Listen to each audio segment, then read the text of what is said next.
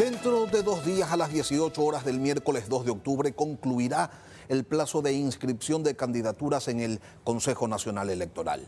De las 584 listas proclamadas en primarias, apenas 134 se han inscrito para las elecciones del 2025.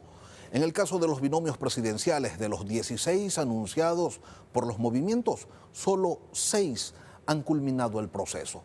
Se trata de los candidatos de Creo, Centro Democrático, ADN, Sociedad Patriótica, Unidad Popular y el Partido Socialista, quienes aspiran llegar a Carondelet en los próximos comicios.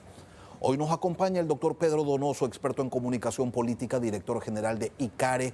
Doctor Donoso, buenos días, bienvenido a Contacto Directo.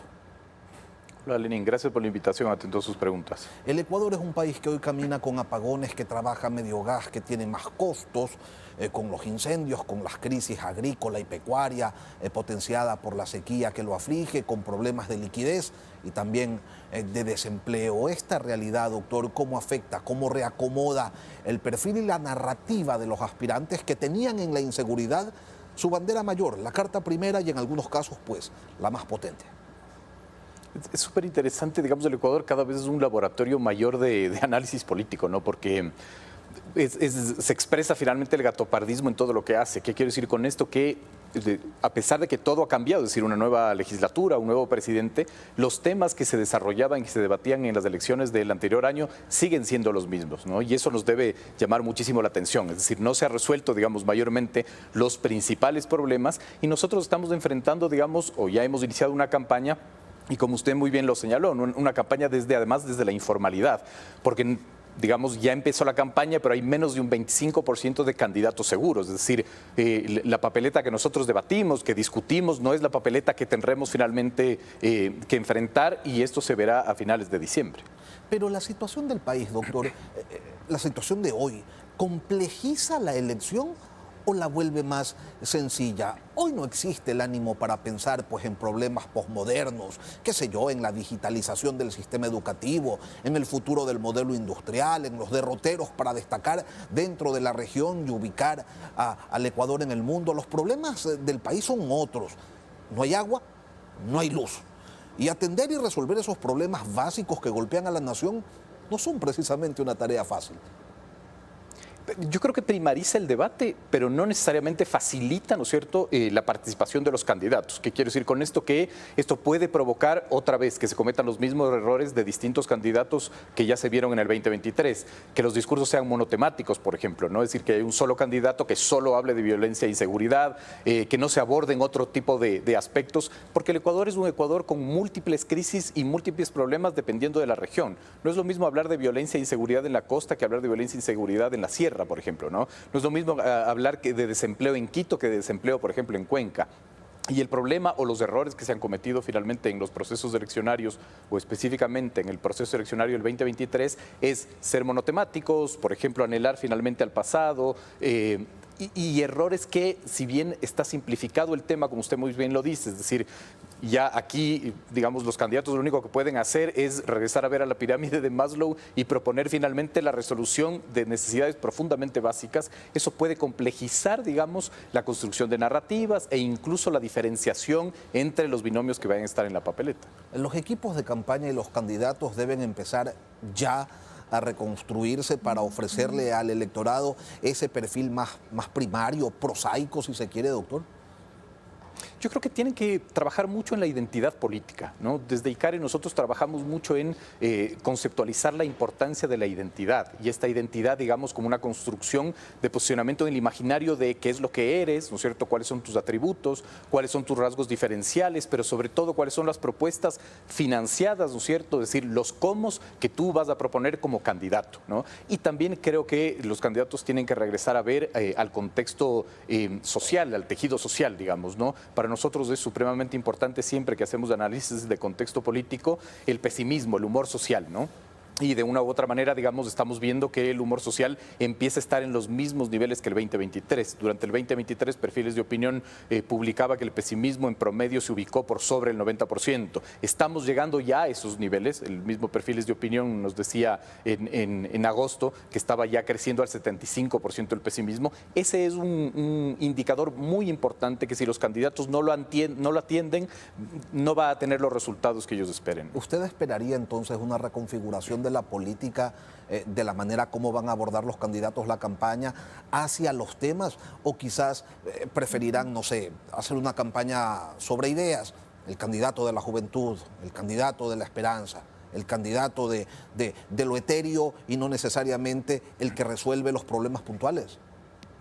Creo que son las dos cosas y no me parece que son contrarias, digamos, ¿no? Aquí hay un elemento que es diferenciador de la campaña del 2023, que es del presidente candidato.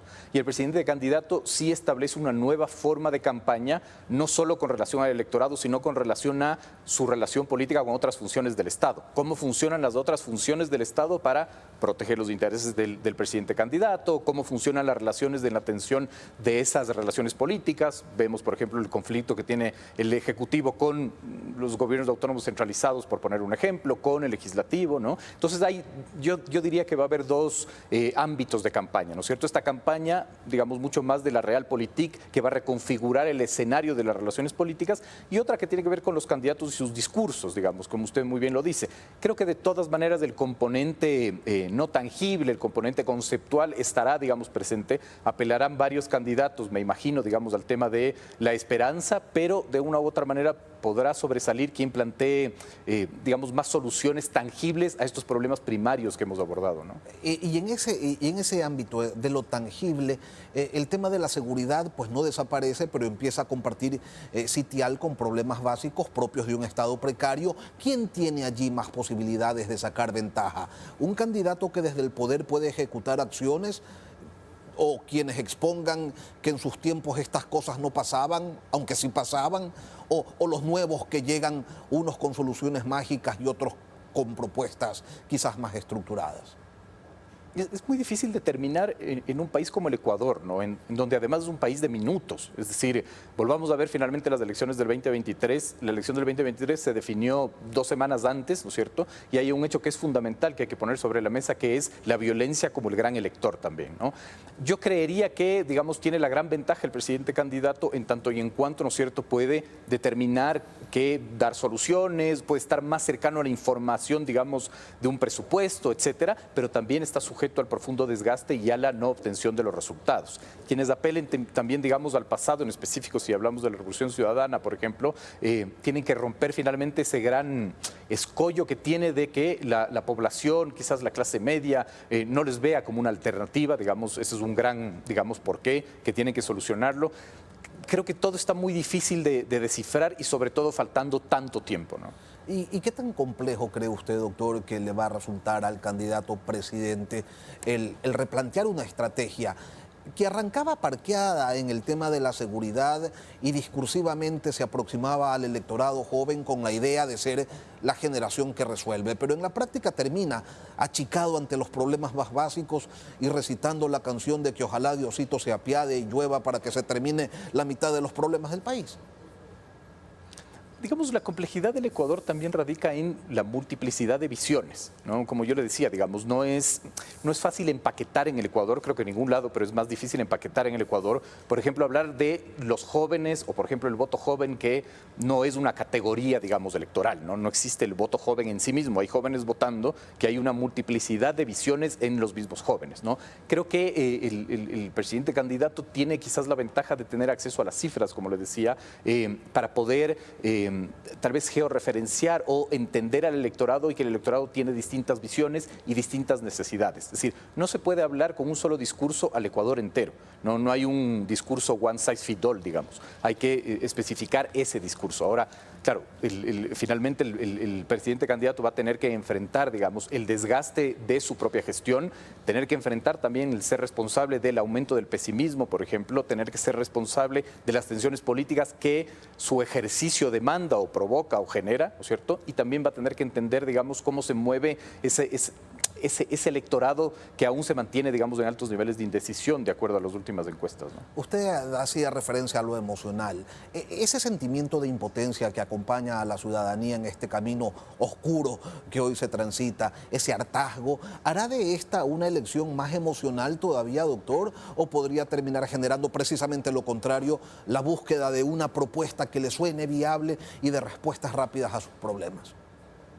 Yo siempre cito a Mario Riorda, que es este consultor político argentino, que dice: las elecciones de Latinoamérica son referéndums emocionales, ¿no? Hoy más que nunca creería yo que, digamos, las emociones, lo intangible, ¿no es cierto?, el miedo, son movilizadores o incluso inmovilizadores que marquen finalmente la campaña. Yo creo que esta va a ser una campaña profundamente emocional, profundamente ligada, digamos, a esta lógica del crecimiento de pesimismo, y eso está conectado. Y cuando se va a votar con el corazón en la mano, popularidad no es gestión. Totalmente de acuerdo, digamos. Y ahí no solo es con el corazón en la mano, sino con el miedo en la papeleta, que creo que es el que puede marcar finalmente lo que determine el resultado de este proceso eleccionario, ¿no? Pedro Donoso, experto en comunicación política. Doctor, gracias por acompañarnos hoy aquí en Contacto Directo. A usted muchas gracias.